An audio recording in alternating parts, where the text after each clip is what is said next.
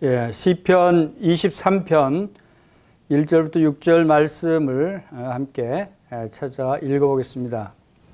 시편 23편 1절입니다. 이 말씀은 아마 많은 분들이 다 암송하고 계시리라고 생각이 됩니다. 암송하시는 분들은 그대로 암송을 하면서 또 암송을 못하시는 분들은 성경책을 보면서 함께 읽도록 하겠습니다. 여호와는 나의 목자시니 내게 부족함이 없으리로다. 그가 나를 푸른 풀밭에 누이시며 쉴만한 물가로 인도하시는도다. 내 영혼을 소생시키시고 자기 이름을 위하여 의의 길로 인도하시는도다. 내가 사망의 음침한 골짜기로 다닐지라도 해를 두려워하지 않을 것은 주께서 나와 함께 하심이라. 주의 지팡이와 막대기가 나를 안위하시나이다. 주께서 내 원수의 목전에서 내게 상을 차려주시고 기름을 내 머리에 부으셨으니 내 잔이 넘치나이다. 내 평생의 선하심과 인자하심이 반드시 나를 따르리니 내가 여호와의 집에 영원히 살리로다. 아멘. 이 말씀은 아마도 모든 문학 작품 가운데서 가장 사랑받는 그러한 시편이라고 생각이 됩니다. 어떤 한 연로한 신학자는 시편 23편이 태어난 날이 복이 있을지어로다 라고 이야기한 적이 있습니다. 그만큼 많은 사람들이 이 시를 읽고 암송하고 또 이 시를 통해서 위로를 받고 있습니다. 저희가 오늘 요즘 시편 말씀을 살펴보면서 그동안 예수 그리스도를 예표하는 시편 말씀들을 상고해 보아왔습니다.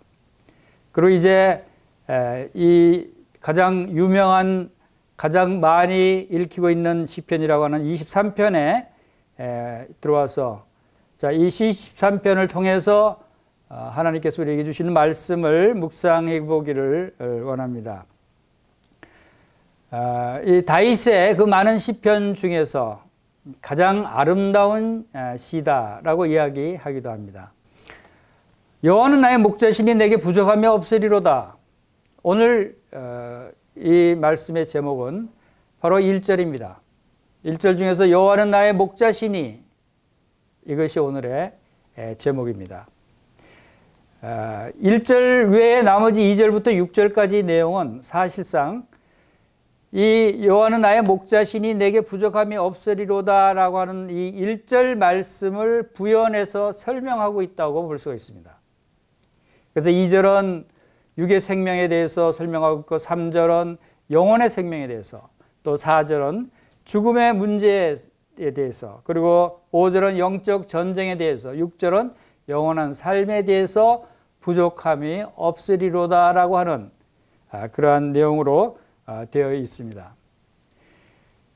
그래서 이 시편 23편은 참으로 많은 사람들이 참 이 시를 통해서 은혜와 또 위로와 감사를 드리고 있습니다.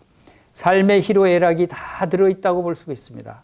그리고 기쁨과 슬픔 그리고 행복과 고난이 여기에 담겨져 있습니다. 마치 인생이 함축되어 있는 듯합니다.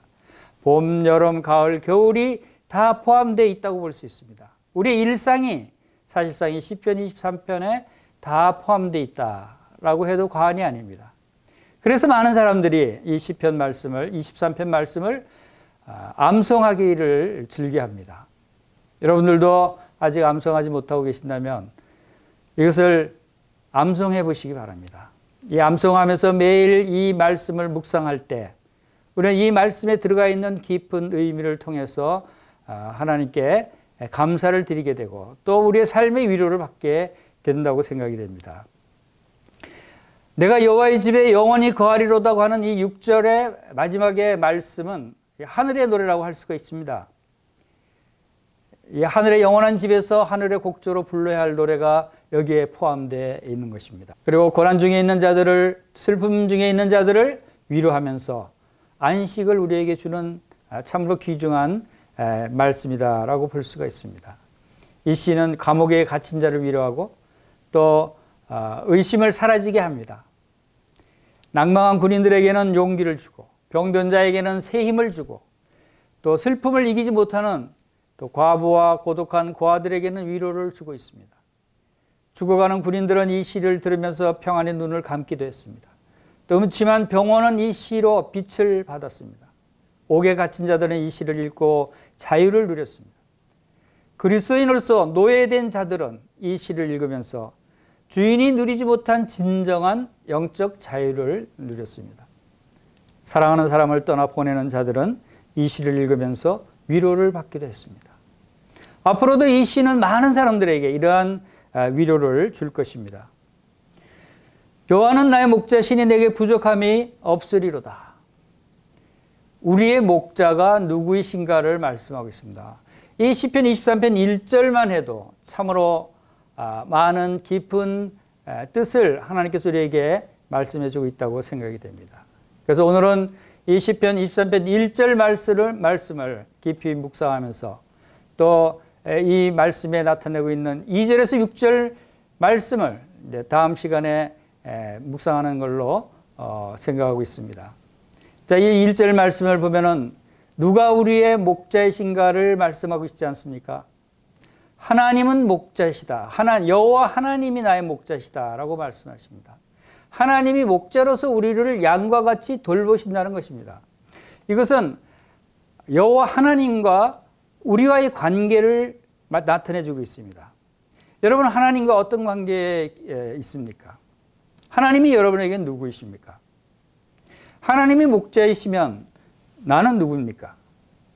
목자의 기르는 양이죠. 만약에 하나님이 여러분의 주인이시다. 그러면 여러분은 누구십니까? 주인의 종입니다. 그리고 하나님이 여러분의 왕이십니다. 그러면 여러분 누구십니까? 그 왕의 백성입니다. 하나님이 여러분의 아버지 하나님이십니다. 여러분은 누구십니까? 여러분은 아버지의 아들들이 아닙니까? 이렇게 여호와 하나님과의 관계는 여호와 하나님이 나타내시는 그 호칭에 따라서 우리의 관계가 여러 가지 달라질 수 있다는 것입니다. 특별히 여기 시편 23편은 여호와 하나님과의 우리의 관계는 목자와 양과의 관계로 설정하고 있습니다. 저는 이것이 참으로 우리에게 위로가 되고 우리에게 참으로 놀라운 소망이 되는 말씀이라고 생각이 됩니다. 시편 100편 1절에서 3절에서도 온 땅이여 여호와께 즐거운 찬송을 부를지어다. 기쁨으로 여호와를 섬기며 노래하면서 그의 앞에 나갈지어다. 여호와가 우리 하나님이신 줄 너희는 알지어다. 그는 우리를 지으신 이요 우리는 그의 것이니 그의 백성이요 그의 기르는 양이로다. 여기서 우리는 여호와를 섬기며 노래하며 그 앞에 나아가는데 우리와 여호와 하나님과의 관계가 어떤 관계라고 말씀했느냐 하느냐면 그분은 우리를 지으신 분이시다. 여호와 하나님 우리를 지으신 창조주이십니다. 그리고 우리는 그의 것이니 그랬어요. 우리는 여호와 하나님의 소유된 백성입니다. 그리고 마지막에 중요한 말씀이 그의 기르시는 양이로다. 우리는 양입니다. 양은 목자가 있어야 됩니다. 목자는 바로 여호와 하나님이시라는 것입니다. 이사야 40편 10절 11절에도 보라 주 여호와께서 장차 강한 자로 임할 것이요 신이 그의 팔로 다스리실 것이라. 보라 상급이 그에게 있고 보응이 그 앞에 있으며 그는 목자같이 양떼를 먹이시며 어린 양을 그 팔로 모아 품에 안으시며 젖먹이는 암컷들을 온순히 인도하시리로다. 성경에는 많은 곳에서 바로 요 하나님은 우리의 목자시고 우리는 그분의 기르시는 양이라고 표현하고 있습니다. 이것은 참으로 놀라운 은혜입니다. 그분은 목자같이 양떼를 먹이시며 어린 양을 그 팔로 모아 품에 안으신다 그랬습니다. 양떼를 먹이시며 어린 양을 품에 안으신다는 것은 무슨 뜻입니까? 갓난 아기를 안고 있는 어머니의 모습처럼 어린 양은 스스로 못할 수 없는 그런 어린 양은 팔에 안고 품어주신다는 것입니다. 얼마나 자비로우신 분이십니까? 얼마나 인자하신 분이십니까? 얼마나 사랑이 많으신 하나님이십니까? 우리를 이와 같이 품에 안으시는 여호와 하나님이시라는 것입니다. 그분은 장차 강한 자로 임하실 것이고 그분은 친히 그 팔로 다스리실 만왕의 왕이시고 만주의 주가 되시고 천지의 주제가 되시는 하나님이십니다.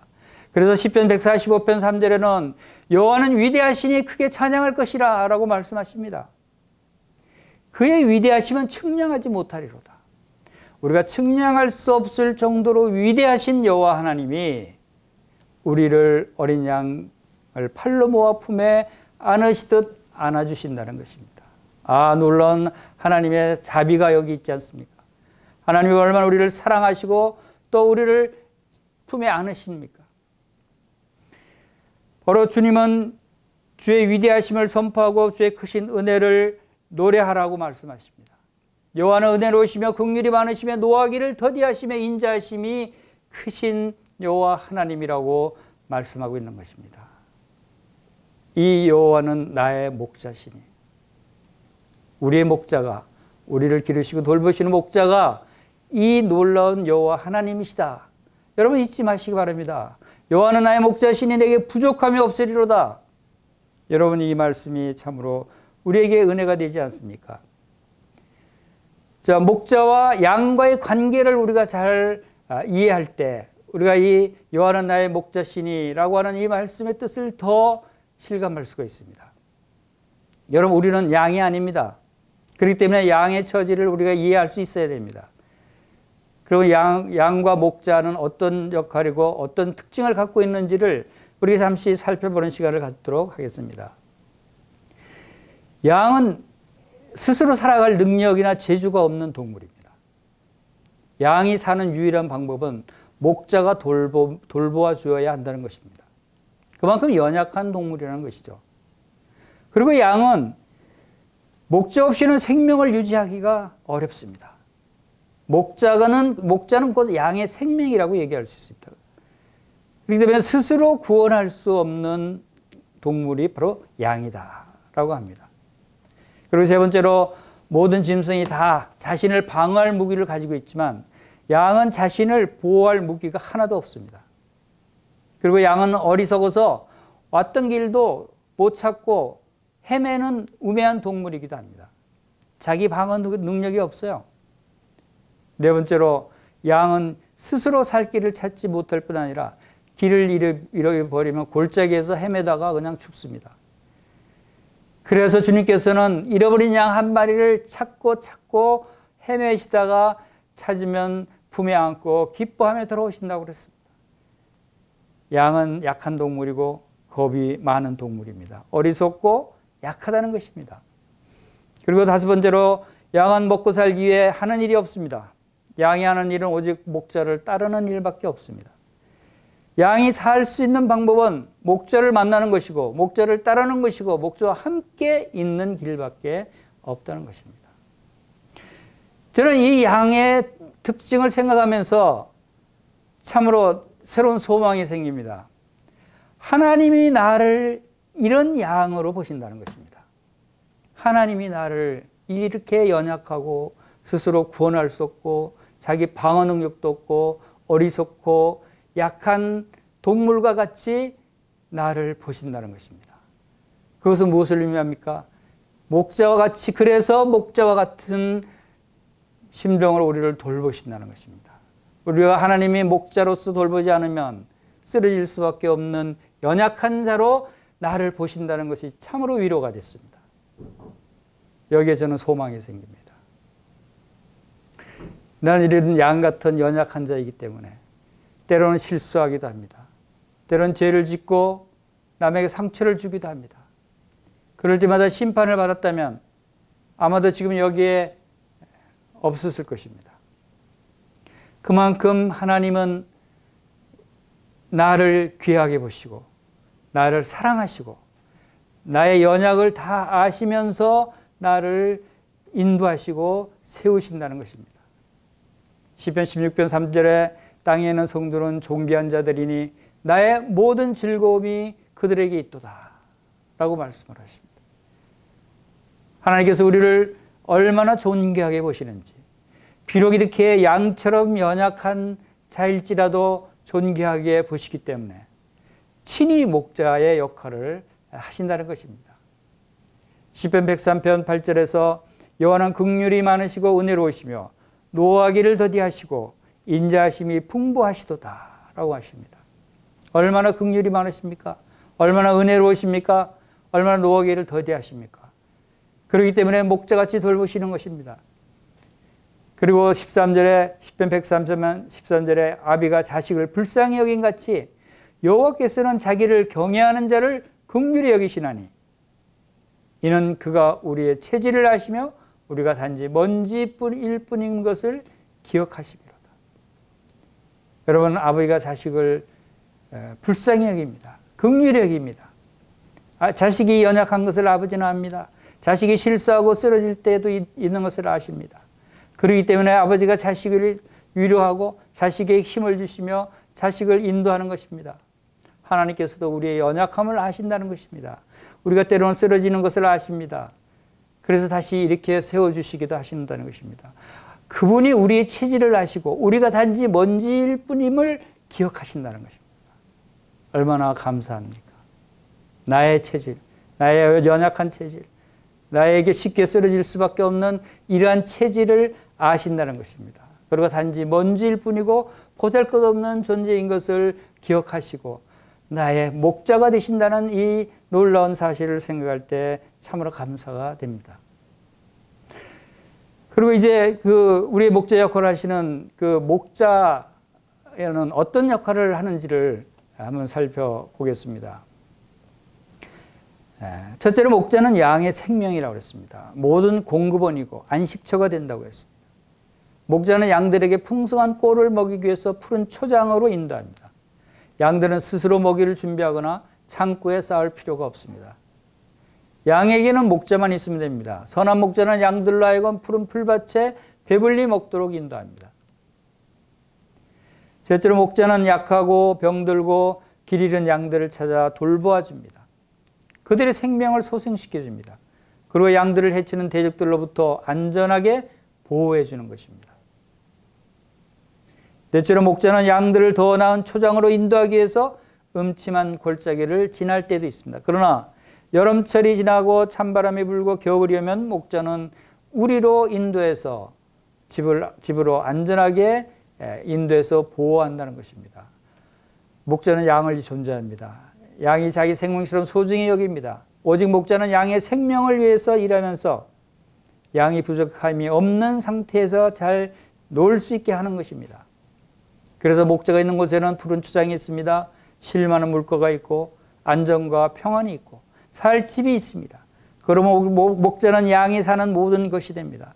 양의 생명과 안식처가 되는 것이 바로 목자의 역할인 것입니다. 여호와는 나의 목자시니 내게 부족함이 없으리로다. 바로 이러한 목자를 여호와 하나님이 담당해 주신다는 것입니다. 여호와는 나의 목자시니, 이것은 많은 사람들이 이 시를 암송함에도 불구하고 이것은 모든 사람을 위한 말씀이 아닙니다.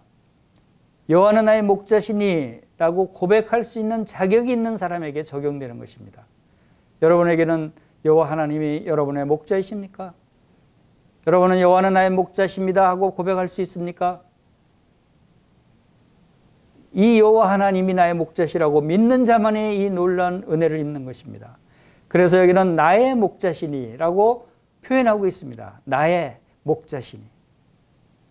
이 시편 23편에는 1절부터 6절까지 있는 짧은 시이지만 이 6절까지 있는 짧은 시 가운데 나의, 나를라고 하는 나의라는 표현이 무려 14번이나 나타나고 있습니다.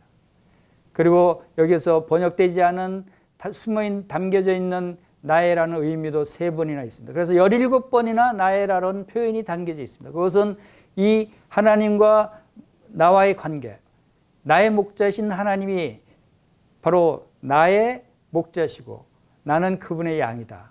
이 말씀이 바로 나에 관한 말씀이다. 나와 하나님과의 관계를 분명히 확증하고 있는 그 시라고 우리가 볼 수 있는 것입니다. 이것도 여러분도 나의 목자십니다. 나의 인도자이십니다. 나의 하나님이십니다. 라고 여러분들이 고백할 수 있을 때 이 시는 여러분들의 것이 되는 것입니다. 다윗은 양을 지키는 자였습니다. 그래서 양이 무엇을 필요로 하고 또 목자가 하는 일이 무엇인지도 알고 있었습니다. 그는 자신이 약하고 아무 저항도 할 수 없고 어리석은 피조물인 양으로 비유하고 하나님을 공급하시고 보존하시며 인도하시는 분으로 비유를 했습니다. 다윗은 양의 입장도 알고 있고 목자의 입장도 잘 알고 있었습니다. 그는 목자의 역할도 했습니다. 그는 실제로 목자로서 양을 지키기 위해서 목숨을 걸고 맹수들과 싸우기도 했습니다. 그래서 이 양들은 바로 이 목자를 향해서 어떠한 모습을 나타내고 있는가를 우리 요한복음 10장에 잘 설명해 주고 있습니다. 요한복음 10장에서는 그리스도 안에 있는 그리스도의 양들에 대한 그러한 6가지 특성을 우리가 발견할 수 있는데, 그것은 양들은 바로 그들의 목자를 안다는 것입니다. 그리고 그 목자의 목소리를 안다고 말씀하고 있습니다. 요한복음 10장 27절에서는 내 양은 내 음성을 들으며 나는 그들을 알며 그들은 나를 따르느니라 라고 합니다. 주님께서 친히 나는 선한 목자라고 말씀하시면서 내 양은 내 음성을 듣는다고 했습니다. 바로 주님의 양은 주님의 음성, 즉 말씀을 듣고 또 그것이 주님의 음성인 줄 안다는 것입니다. 그리고 그들은 나를 따른다고 말씀하십니다. 따른다는 것은 그 말씀을 따른다는 의미입니다. 말씀을 순종한다는 것이죠. 그리고 양들은 목자가 그들의 이름을 부르는 것을 듣는다. 주님이 우리의 이름을 부르는 것을 우리가 듣는다는 것입니다. 양들은 목자를 사랑한다고 말씀하십니다. 양들은 목자를 신뢰합니다. 양들은 목자를 따른다고 10장에 설명하고 있는 것입니다. 그리고 요한복음 10장 28절에는 내가 그들에게 영생을 주노니 영원히 멸망하지 아니할 것이요 또 그들을 내 손에서 빼앗을 자가 없느니라. 바로 양은 내 음성을 들으며 나는 그들을 알며 그들은 나를 따르느니라 라고 말씀하고 나서 바로 이 내가 그들에게 영생을 준다라고 말씀하고 있는 것입니다. 그리고 그들을 내 손에서 빼앗을 자가 없느니라고 선포하십니다. 이것은 나는 선한 목자라고 말씀하시고 나서 이런 말씀하셨습니다. 그래서 여호와는 나의 목자시니 내게 부족함이 없으리로다 라고 이 말씀이 바로 여기 오늘날 신약교회 예수 그리스도께서 바로 하나님 되신 주님께서 우리의 선한 목자로서 바로 우리의 음성을 듣고 우리를 알고 우리를 인도하시면서 우리에게 영생을 주시는 분이시며 또 우리에게 영원히 멸망하지 않을 것이고 우리를 다른 어떤 대적의 손에서 빼앗기지 않는 강하게 우리를 보호하시는 우리의 선한 목자가 되신다라고 말씀하고 있는 것입니다. 선한 목자는 어떤 목자입니까? 요한복음 10장 11절에 나는 선한 목자라 선한 목자는 양들을 위해 목숨을 버리거니와 삭구는 목자가 아니요 양도 제 양이 아니라 이리가 오는 것을 보면 양을 버리고 달아나니 이리가 양을 물어 가고 또 해치느니라. 달아나는 것은 그가 삭구니 까닭에 양을 돌보지 아니함이나 나는 선한 목자라 나는 내 양을 알고 양도 나를 아는 것이 아버지께서 나를 아시고 내가 아버지를 아는 것 같으니 나는 양을 위하여 목숨을 버리노라. 놀라운 말씀 아닙니까? 우리의 목자가 되신 여호와 하나님께서 우리의 목자가 되신 선한 예수 그리스도께서 우리 양들을 위해서 목숨을 버린다고 말씀하셨습니다. 나는 양들을 위하여 목숨을 버리노라. 주님은 이렇게 선언하셨습니다. 그리고 실제로 이 말씀하신 대로 주님은 자신의 목숨을 우리 양들, 우리를 위해서, 나를 위해서 십자가에서 목숨을 내어 버리셨습니다. 여러분 놀랍지 않습니까? 우리는 이런 목자를 모시고 있는 것입니다. 이런 목자가 우리를 지키고 있는 것입니다. 예수님이 이렇게 목숨을 걸고 지키고 있는데 누가 우리를 빼앗아 가겠습니까? 예수님이 이렇게 선한 분이십니다. 우리에게 고난을 주신다고 해서 그분이 악한 분이라고 말해서는 안 됩니다. 그분은 선하신 분이십니다.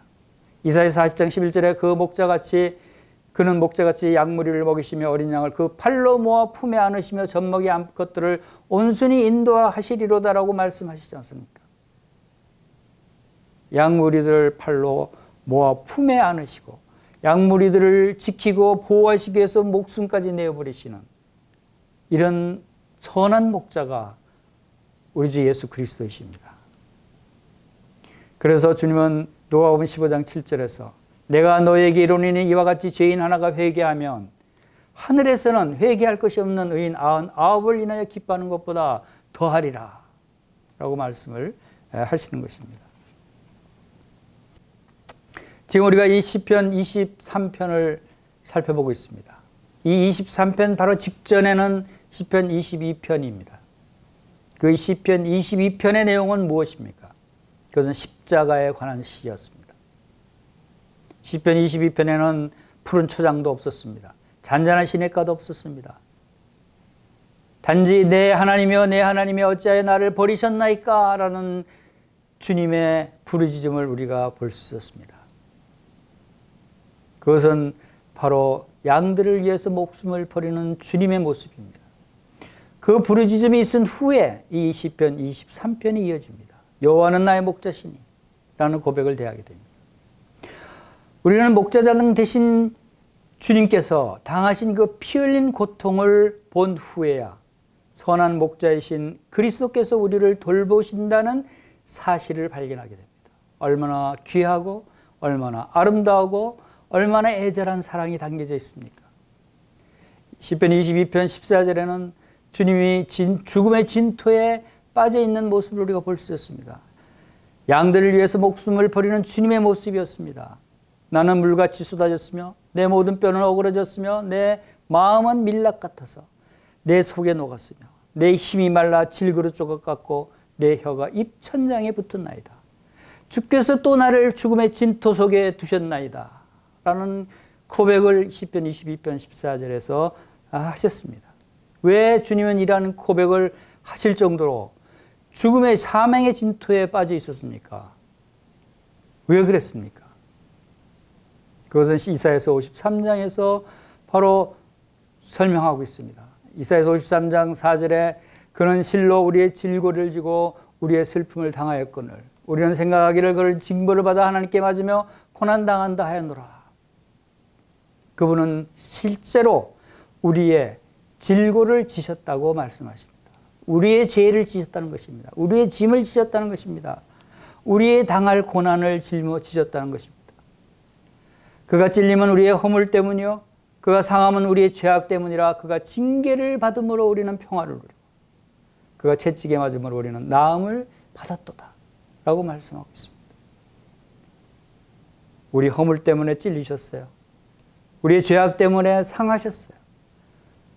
우리가 평화를 누리고 우리가 나음을 받게 하시기 위해서 주님은 징계를 받고 채찍에 맞으셨다고 말씀하고 있습니다. 우리 같은 양들을 위해서 목숨을 버리셨습니다. 우리 양들을 살리시기 위해서. 그래서 이사야서 53장 6절에서는 우리는 다 양 같아서 그릇 행하여 각기 제 길로 갔거늘 여호와께서는 우리 모두의 죄악을 그에게 담당시키셨다. 우리는 다 양 같았습니다. 그릇 행했습니다. 각기 제 길로 갔습니다. 고집불통이었습니다. 하나님 말씀을 듣지 않고 내 마음대로 행했습니다. 그랬던 우리들을 우리의 모든 죄악들을 그렇게 그릇 행하고 제 길로 갔고 불법을 행하고 죄를 지었던 우리의 모든 죄악들을 누구에게 담당시켰다고요?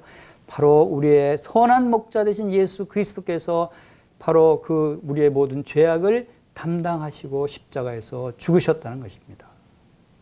얼마나 놀라운 사랑입니까? 우리는 이러한 목자가 우리를 돌보시고 계십니다.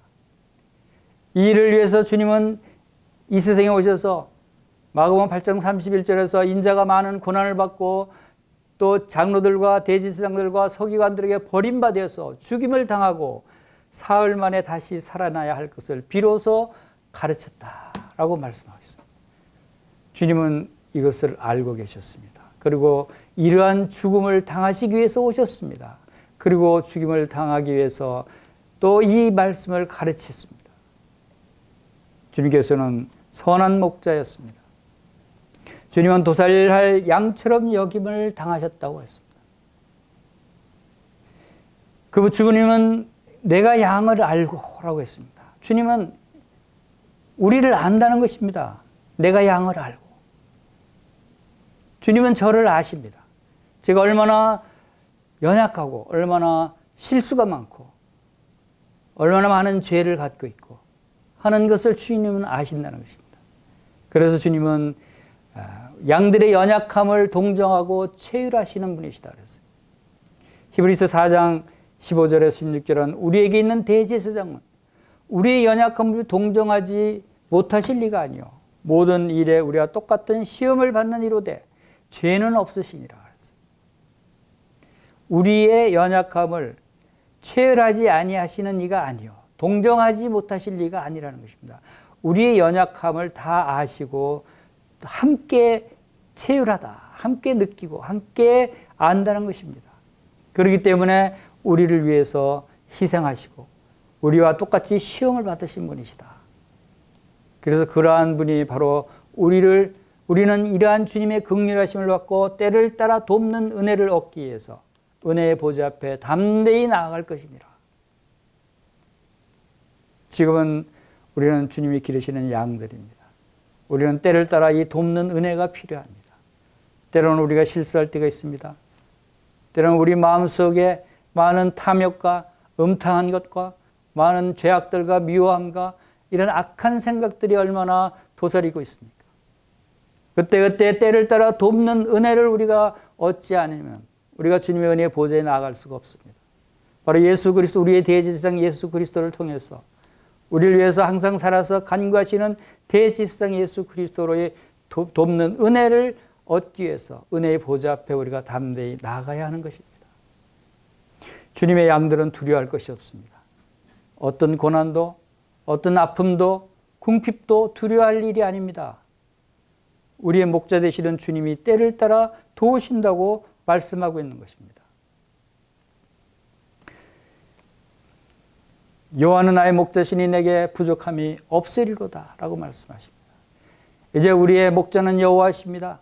그리고 여호와는 바로 나의 목자라고 말씀하셨습니다. 그리고 그 목자는 바로 선한 목자이신 예수 그리스도라고 우리가 말씀을 살펴봤습니다. 이제 그렇기 때문에 나의 목자시니 나의 목자가 여호와이시니 내게 부족함이 없으리로다 라고 말씀하십니다. 1절 끝에 부족하지 않다라고 하는 것은 부족할 때마다 채워주심을 의미하지 않습니다. 부족하면 그때 또 채워주시고 부족하면 또 채워주시고 이런 의미가 아니라 부족함이 없으리로다라고 표현하고 있습니다. 이것은 미래의 부족함까지도 다 이미 채워주셨음을 의미합니다. 지금 우리는 미래에도 부족함이 없으리로다라고 얘기할 수 있는 것입니다. 그것은 바로 우리의 목자가 여호와 하나님이시기 때문입니다. 우리는 여호와 하나님이, 우리의 목자이신 이 여호와 하나님이 어떤 분이신가를 알 때 우리는 참으로 부족함이 없다고 하는 말을 우리가 경험할 수 있는 것입니다. 체험할 수 있는 것입니다. 많은 사람들이 여호와는 나의 목자시니 내게 부족함이 없으리로다 이렇게 외울지라도 실제 부족함이 없는 삶을 살지 못합니다. 우리가 이 세상에 살면서 어떻게 부족함이 없는 삶을 살 수 있겠습니까? 우리가 온통 부족한 것 투성이 아닙니까? 재물이 부족하죠. 건강이 부족하죠. 학벌이 부족하죠. 젊음이 부족하죠. 아는 것이 부족하죠. 모든 것이 부족한 뿐입니다. 모든 것이 다 가득 차서 만족하다고 하는 사람은 아무도 없을 것입니다. 그런데 왜 이 시편 23편 1절에는 여호와는 나의 목자시니 내게 부족함이 없으리로다 라고 선포를 합니까? 여러분 이 선포를 할 수 있습니까? 여러분 자신의 고백이 될 수 있습니까? 이것이. 그러나 이것은 바로 이것을 고백할 수 있는 사람이 있다는 것입니다. 그것은 바로 여호와가 누군지를 아는 사람이고 바로 그분이 나의 목자이신 줄 아는 사람이고 그리고 나의 목자이신 여호와는 바로 예수 그리스도이시라는 사실을 알고 믿는 사람입니다. 그런 사람들이 바로 이 부족함이 없는 것을 경험하게 되는 것입니다. 깨닫게 되는 것입니다. 우리가 그것을 살펴보기를 원합니다. 자, 여호와 하나님이 누구십니까? 모세도 처음에 여호와 하나님이 누구신지 몰랐습니다. 그래서 출애굽기 13장에서는 출애굽기 3장 13절에서는 모세가 하나님께 아뢰되 내가 이스라엘 자손에게 가서 이르기를 너의 조상의 하나님이 나를 너에게 보내셨다 하면 그들이 내게 묻기를 그의 이름이 무엇이냐 하리니 내가 무엇이라고 그들에게 말하리이까. 하나님이 모세에게 이르시되 나는 스스로 있는 자니라. 또 이르시되 너는 이스라엘 자손에게 같이 이르기를 스스로 있는 자가 나를 너희에게 보내셨다 하라. 하나님께서 모세에게 가서 이스라엘 백성들을 구하라 라고 했을 때 모세가 아니 제가 이스라엘 자손에게 가서 너희 조상 하나님 나를 보내셨다고 하면 그들이 아니 그 하나님 이름이 무엇이냐고 물어볼 텐데 제가 알 수가 있습니까? 제가 무엇이라고 그들에게 얘기해야 됩니까? 하나님 라고 얘기하죠. 하나님이 모세에게 가르쳐 줍니다. 뭐라고요? 나는 스스로 있는 자이다. 이것이 하나님의 이름이라는 것입니다. 이것은 영어로는 I am 이겁니다. I am. 나는 스스로 있다. I am, who I am 해서 그 뒤에 뭐가 나와야 됩니다. I am이라고만 말씀하셨습니다. 그래서 이것은 그 자체의 뜻은 스스로 있는 자입니다. 이것이 무슨 뜻입니까? 이것은 참으로 놀라운 의미를 가지고 있습니다. 모세오경 강해를 쓴 그 C.H. 맥킨토시는 이 부분을 이렇게 해석을 했습니다. I am, 나는 뭐뭐이다. 이것은 하나님은 바로 우리에게 백지수표를 주셨다는 뜻입니다. 백지수표. 여러분, 백지수표가 뭡니까? 백지수표는 만약 이제 한국은행이 발행한 자기압 수표가 있습니다. 그 수표에 금액란에 비어있는 자기압 수표가 여러분에게 주어져 있다고 생각해 보십시오. 그 수표의 금액을 여러분이 얼마를 적든지 그 금액을 한국은행에서 지불 보증을 해주는 수표입니다. 여러분 얼마를 쓰시겠습니까? 100만 원을 쓰시겠습니까? 아니면 1000만 원을 쓰시겠습니까? 1억? 10억을 쓰시겠습니까? 얼마를 써야 요즘 부자가 되죠? 부자의 기준, 부자는 이 백지수표를 받았으니까 내가 이제 부자, 이거 써서 부자가 돼야지. 요즘 부자는 얼마 이상이 부자인 줄 아십니까? 얼마 전만 해도 10억만 써도 부자라고 했는데 지금은 70억 이상은 돼야 된다고 합니다. 여러분 70억을 써서 한국은행에 가서 70억을 받을 수 있습니다. 그것이 백지수표입니다. 이와 같이 하나님의 이름 I am이라고 주어진 것은 하나님의 이름 위에 무엇을 대입해서 쓰든지 하나님은 그러한 분이 되신다는 것입니다. 그것은 거기다가 생명이라고 지으면 하나님은 여러분의 생명이 되십니다. 생명의 떡이라고 쓰시면 여러분 하나님 생명의 떡이 되십니다. 생수라고 쓰면 생수가 됩니다. 기쁨이나 평안이나 안식이나 힘, 요새, 산성, 사랑, 영광 어떤 단어를 집어넣든지 하나님은 여러분에게 그와 같은 분이 되신다는 것입니다. 이것은 이스라엘 백성들에게 필요한 것이었습니다. 이스라엘 백성들이 출애굽에서 광야길을 행하게 될 텐데 광야에 뭐가 있습니까? 풀이 있습니까? 밭이 있습니까? 채소가 있습니까? 먹을 것이 있습니까? 물이 있습니까? 아무것도 없습니다. 그곳에 오직 하나님만 계시면 모든 것이 해결됩니다. 그곳에 오직 I am만 계시면 바로 그들에게 생명의 떡이 되고 생수가 되고 기쁨이 되고 평안이 되고 안식이 될 수 있는 하나님이 그들에게 있는 것입니다. 그래서 나는 스스로 있는 자다라고 말씀하셨다라고 맥킨토시는 이렇게 설명을 하고 있습니다. 참으로 저는 그것이 이해가 됩니다. 여러분 예수 그리스도도 이 땅에 오셔서 나는 생명의 떡이라고 말씀하셨습니다. 나는 생명 목마르지 않는 생수라고 말씀하셨습니다. 바로 이와 같이 우리에게 모든 것이 되시는 분이 바로 하나님이십니다.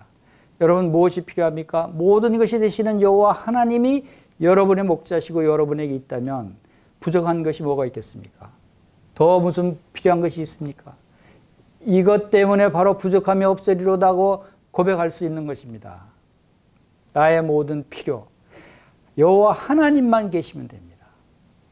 모든 것을 가지시고 모든 것을 행하실 수 있고 모든 것을 이루실 수 있는 전지전능하신 여호와 하나님이 계시면 나는 부족한 것이 없게 되는 것입니다. 못할 것이 뭐가 있겠습니까? 못 가질 것이 뭐가 있겠습니까? 이것이 바로 여호와는 나의 목자시니 내게 부족함이 없으리로다 라고 하는 의미가 바로 여기에 담겨져 있는 것입니다. 우리가 보통 부족함이 없다, 부족함이라고 하는 단어를 생각할 때 우리는 두 가지를 생각할 수 있습니다. 거기에는 빈곤이라는 단어가 있고 결핍이라는 단어를 생각할 수 있습니다. 자, 결핍은 뭡니까? 결핍은 없는 거예요. 빈곤이라는 것은 꼭 필요한 것이 없는 것을 말합니다. 사람이 걸어가야 하는데 지팡이가 없다면 그것은 지팡이가 없는 결핍이라고 할 수 있어요. 그러나 걸어가야 할 사람이 다리가 없다면 그것은 빈곤이 됩니다.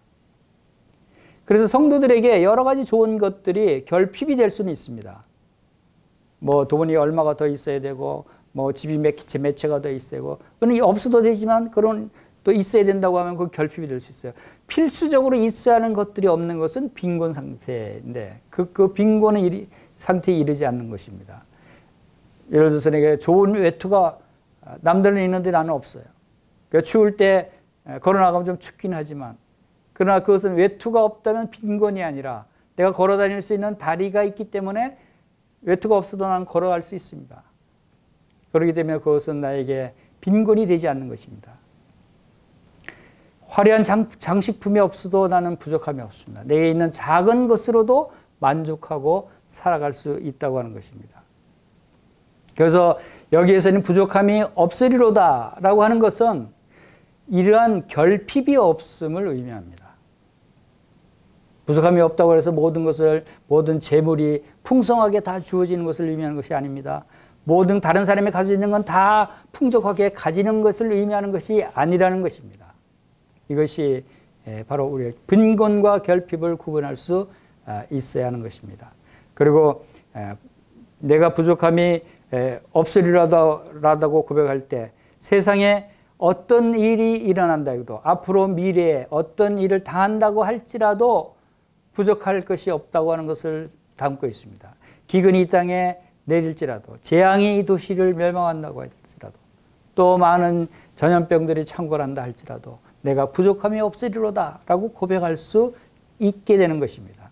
내가 몸이 늙어서 약해진다고 해도 또 죽음이 내 앞에 닥친다고 해도 나는 부족할 것이 없을 것입니다.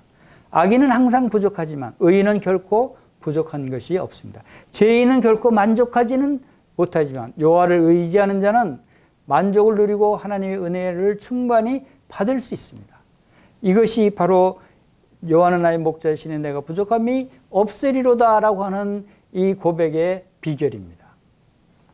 하나님을 떠난 인생에 불만이 많이들 있습니다. 하나님의 은혜를 모르고 하나님을 떠나 자기가 주인이 되고 사는 사람들은 항상 불만으로 가득 찹니다. 일생 동안 부귀영화를 누렸던 솔로몬 왕은 이렇게 탄식했습니다. 전도서 5장 10절에서 은을 사랑하는 자는 은으로 만족함이 없고 풍부를 사랑하는 자는 소득으로 만족함이 없나니 이것도 헛되도다 라고 전도서 5장 10절에 기록하지 않았습니까? 솔로몬은 인생의 최고의 부귀영화를 누렸지만 그런 행복을 누려하지는 못했습니다. 세상에는 만족이 없고 인간은 모두 목마른 자들입니다. 사람들은 어떻게 하면 만족을 얻을까 해서 돈을 쓰면서 만족할 수 없는 헛된 것에 인생을 낭비하고 있는 사람들이 얼마나 많습니까? 인간이 만족할 수 없는 이유는 성경이 이렇게 말하고 있습니다. 예레미야서 2장 13절에 내 백성이 두 가지 악을 행하였나니 곧 생수의 근원되는 나를 버린 것과 스스로 웅덩이를 판 것인데 그것은 물을 저축지 못한 터진 웅덩이니라. 웅덩이니라. 터진 웅덩이는 만족하지 못하는 심령입니다. 아무리 채우려고 해도 채울 수가 없습니다. 지금 이 지구상에는 굶어 죽는 사람보다 탐심으로 죽어가는 사람들이 더 많다고 합니다. 알렉산더 대제, 그 사람은 열국을 완전히 복속시킨 후에도 만족하지 못했어요. 그는 더 이상 정복할 세상이 없어서 탄식했고 방탕에 빠졌습니다. 그리고 젊은 나이에 죽고 말았어요. 한니발, 이 사람도 성주들에게 빼앗은 금반지로 곡관을 가득 채운 한니발은 독약을 삼켜서 자살했다고 합니다. 아무도 그의 죽음을 주목하지 않았습니다. 그를 위해서 애곡하는 사람도 없이 그는 세상을 떠났습니다. 로마의 줄리어스 시저, 이 사람은 100만 명의 적군을 피로 물들인 그 전쟁의 승리를 가져왔습니다. 줄리어스 시저는 800여 개의 도성을 정복했다고 합니다. 그러나 그 위대한 승리의 광장에서 어떻게 죽었습니까? 절친한 친구들의 칼에 찔려 죽었습니다. 이 세상 사람들은 그 욕심이 끝이 없습니다. 그 탐욕이 끝이 없습니다. 그리고 그들의 종말은 비참하게 죽는 것이었습니다. 이제 모든 사람이 평안과 만족을 누리면서 살 수 있는 길은 생수의 근원 되시는 여호와 하나님을 나의 목자로 삼는 데 있습니다. 그래서 예수님은 산상수훈에서 심령이 가난한 자는 복이 있나니 천국이 저희 것임이라 라고 마태복음 5장 3절에서 말씀하셨습니다. 이제 우리는 내 마음속에 있는 탐욕을 버리고 어떤 형편에 처하든지 자족하기를 배워야 합니다. 많은 것을 소유함으로써 만족을 얻으려 하지 말고 정과 욕심을 십자가에 못 박아야 하는 것입니다. 여러분, 무엇이 부족합니까? 지금 부족한 것이 뭐가 있습니까? 무엇을 여러분이 할 수 있습니까? 무엇이 불평스러운 일들입니까? 사도 바울은 빌립보서 4장 11절에서 내가 궁핍함으로 말하는 것이 아니라 어떠한 형편에 있든지 나는 자족하기를 배웠나니 나는 비천에 처할 줄도 알고 풍부에 처할 줄도 알아서 모든 일 곧 배부름과 배고픔과 풍부와 궁핍에도 처할 줄 아는 일체의 비결을 배웠노라. 내게 능력 주시는 자 안에서 내가 모든 것을 할 수 있느니라 라고 고백합니다. 어떤 형편에 있든지 자족하기를 배웠다. 이렇게 고백할 수 있는 사람은 여호와는 나의 목자시니 내가 부족함이 없으리로다 라고 고백할 수 있는 것입니다. 우리에게 물질이 많아서 부족한 것이 없는 것이 아닙니다. 우리가 풍부에 처할 줄도 알고 배고플 때도 있습니다. 또 궁핍할 때도 있다는 것입니다. 그러한 가운데서도 자족할 때 그것은 바로 우리가 부족함이 없는 삶의 비결을 배우는 것입니다. 누가복음 12장 15절에서 그들에게 이르시되 참가 모든 탐심을 물리쳐라. 사람의 생명이 그 소유에 넉넉한 데 있지 아니하니라 라고 말씀하십니다. 모든 탐심을 물리치지 않으면 항상 부족함을 느낍니다. 갈라디아서 5장 24절에서 예수 그리스도의 사람들은 육체와 함께 그 정욕과 탐심을 십자가에 못 박았느니라. 정욕과 탐심을 십자가에 못 박지 않으면 여러분 항상 부족함을 느낍니다. 이 시편 23편 1절에 고백을 할 수가 없게 됩니다. 골로새서 3장 5절에서도 그러므로 땅에 있는 지체를 죽이라. 곧 음란과 부정과 사욕과 악한 정욕과 탐심이니 탐심은 우상숭배니라. 탐심은 우상. 이 탐심이 문제입니다. 그리고 이러한 것들은 바로 이 세상 것들로부터 온다는 것입니다. 자족은 모든 탐심 물리치고 여호와는 나의 목자시니 내게 부족함이 없으리로다라고 말할 때 우리는 스스로 자족할 수 있게 되고 만족할 수 있게 되는 것입니다. 감사로 우리는 만족할 수 있는 삶을 살 수 있습니다. 우리가 많은 사람들이 돈을 추구하죠. 돈이 있으면 좋은 침대는 살 수 있지만 단잠을 살 수 없다고 합니다. 돈이 있으면 맛있는 음식을 살 수 있지만 입맛은 살 수 없습니다. 좋은 약은 살 수 있지만 건강을 살 수는 없습니다. 향락은 살 수 있지만 행복은 살 수 없습니다. 돈이 있으면 병을 치료할 수는 있습니다. 그러나 영생을 살 수는 없습니다. 우리의 마음의 평안, 우리의 영혼의 안식은 돈으로 살 수 없습니다. 그러면 우리는 여호와를 목자로 삼는 믿음으로 우리가 은혜를 받고 감사가 넘치는 생활을 해야 한다는 것입니다. 사도 바울은 이렇게 고백합니다. 생각건대 현재의 고난은 장차 우리에게 나타날 영광과 좋게 비교할 수 없도다. 그리고 고린도후서 4장 17절에서는 우리의 잠시 받는 환난에 경한 것이 지극히 크고 영광에 중한 것을 우리에게 이루게 함이니라고 고백합니다. 우리의 고난은 잠시 있는 것입니다. 그러나 그 고난 후에 나타날 영광과는 좋게 비교할 수 없을 정도로 작은 것이라는 것입니다. 잠시 받는 환난이라고 하는 것입니다. 아주 경한 것, 작은 것이라고 하는 것입니다. 이런 것을 믿을 때 우리는 어떤 환경에 처해 있든지 자족할 수 있습니다. 현재 그대로 우리는 행복해 할 수 있습니다. 왜냐하면 현재의 고난이 장차 나타날 영광과 비교할 수 없을 정도로 좋은 것이기 때문입니다. 이 세상에서 최고의 행복을 누리는 사람은 누굽니까? 그것은 여호와는 나의 목자시니 내가 부족함이 없다라고 고백하는 사람입니다. 좋은 것으로 소원을 만족해 하시는, 모든 것에 부족함이 없는 행복한 삶을 살게 해주시는 바로 여호와 하나님이 나의 목자가 되신다는 것입니다. 내가 부족함이 없으리로다. 내가 부족함이 없으리로다. 정말 부족함이 없는가를 우리 생각해 보시기 바랍니다. 여러분은 무엇을 주목해 보고 있습니까? 무엇에 관심이 있습니까? 보이는 물질적인 것입니까? 아니면 보이지 않는 영적인 것에 관심이 있습니까? 거기에 따라서 여러분이 나는 부족함이 없으리로다 라고 고백할 수 있고 또 그렇지 못하게 될 수도 있습니다. 지금 여러분에게 부족한 것이 무엇입니까? 돈입니까? 건강입니까? 학벌입니까? 가족입니까? 친구? 쾌락입니까? 그렇다면 여러분이 그 부족한 것을 추구하기 위해서 노력하지 않습니까? 그러나 지금 여러분에게 가진 것이 무엇인가를 한번 생각해 보시기 바랍니다. 여러분이 무엇을 가졌습니까? 믿음을 통해서 우리는 하나님을 가졌지 않습니까? 예수님을 가지지 않았습니까? 여호와 하나님이 나의 목자시라고 고백할 수 있지 않습니까? 주신 것들을 우리가 알 수 있는 것은 우리의 생각과 우리의 의지로 되는 것이 아닙니다. 주신 것들을 오직 성령으로 알게 하신다고 말씀하고 있습니다. 우리에게 무엇이 있는가를 성령님을 통해서 여러분들이 깨닫게 되시길 바랍니다.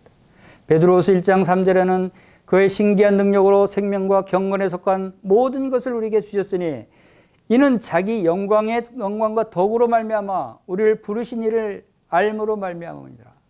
우리를 부르신 주님이 누구신가를 알므로써 우리는 바로 생명과 경건에 속한 모든 것을 우리에게 주셨다는 것을 알게 되는 것입니다. 생명과 경건에 속한 것은 영적인 것입니다. 이 세상 물질적인 것이 아닙니다. 대신에 영원한 것입니다. 에베소서 1장 3절에서도 찬송하리로다 하나님 곧 우리 주 예수 그리스도의 아버지께서 그리스도 안에서 하늘에 속한 모든 신령한 복을 우리에게 주시되 곧 창세전에 그리스도 안에서 우리를 택하셨다고 하셨습니다. 하늘에 속한 모든 신령한 복을 우리에게 주셨다고 하셨습니다. 신기한 능력으로 생명과 경건에 속한 모든 것을 우리에게 주셨다고 했습니다. 모든 것을 주셨다고 했습니다. 그런데 무엇이 부족합니까? 우리에게 주신 것들은 이 모든 것들은 무엇에 관한 것들입니까? 영원한 것입니다. 하늘의 것입니다. 하늘의 영원한 기업들입니다. 이 주신 것을 알게 하는 분은 누굽니까? 성령님께서 알게 하신다 그랬습니다. 그래서 고린도전서 2장 10절에는 오직 하나님이 성령으로 이것을 우리에게 보이셨으니 성령은 곧 모든 것 곧 하나님의 깊은 것까지도 통달하시느니라 그랬어요. 성령으로 우리에게 보이시는 것입니다. 여러분 성령이 없으시면 여러분은 이런 것들을 알 수 없습니다. 볼 수 없습니다.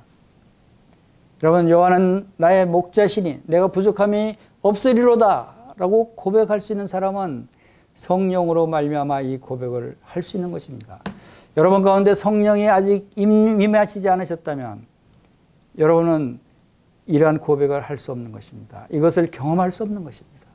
어떻게 성령이 없이 이 세상 살면서 부족함 없이 살 수 있겠습니까? 그러나 성령으로 사는 사람은 하나님의 자녀들은 거듭난 새로운 생명 가운데 있는 사람들은 바로 생명과 경건에 속한 모든 것을 우리에게 주신 사실을 알고 있습니다. 고린도서 4장 18절에 우리가 주목하는 것은 보이는 것이 아니요 보이지 않는 것이니 보이는 것은 잠깐이요 보이지 않는 것은 영원한 것이다 그랬어요. 우리가 주목하여 보는 것이 무엇입니까? 여러분이 지금 주목해서 무엇을 보고 있습니까? 이 세상 물질적인 것을 보고 있습니까? 그러면 여러분 부족한 것들만 보일 것입니다. 그러나 영원한 영적인 것들을 여러분 바라보시기 바랍니다. 그러면 우리의 목자가 되시는 여호와 하나님께서 예수 그리스도를 통해서 우리에게 주신 이 모든 신령한 복들을 다 여러분들이 볼 수 있고 여러분들이 누릴 수 있는 것입니다. 우리가 영원한 영적인 것들을 부족함 없이 얼마나 풍족하게 받았는지를 여러분들이 기억하시길 바랍니다. 이건 성령께서 여러분들에게 알게 하시리라고 생각이 됩니다. 여러분은 그리스도 안에서 모든 것을 가진 분들입니다. 고린도전서 3장 21절에 누구든지 사람을 자랑하지 말라 만물이 다 너의 것임이라.